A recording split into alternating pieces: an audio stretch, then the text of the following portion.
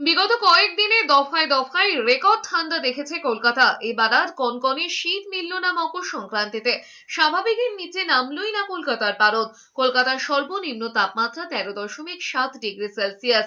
বাতাসে জলীয় বাষ্পের পরিমাণ, আপেক্ষিক আর্দ্রতা 45 থেকে 80%। যদিও গত 2 বছরের তুলনায় সংক্রান্তিতে ঠান্ডা বেশি। আবহাওয়াবিদরা যদিও বলছেন মাঘের শুরুতে ঠান্ডা কিছুটা বাড়তে পারে। হাওয়া অফিস এও বলছে 15 থেকে 19 জানুয়ারি জাঁকিয়ে শীতের আর একটা স্পেল আসবে। ভালো রকম শীতের ব্যাটিং চলবে 23 জানুয়ারি সরস্বতী পুজো পর্যন্ত। 31 জানুয়ারি পর্যন্ত রাতে ভোরে শীতের আমেজ। ফেব্রুয়ারির দ্বিতীয় সপ্তাহ থেকে ধাপে ধাপে শীত বিদায় পর্ব শুরু হয়ে যাবে। তবে আপাতত আগামী দুদিন আরো কিছুটা কমতে পারে সর্বনিম্ন তাপমাত্রা। দক্ষিণবঙ্গে কুয়াশার দাপট কিছুটা কম হলেও উত্তরবঙ্গে কুয়াশা সতর্ক বার্তা থাকছে।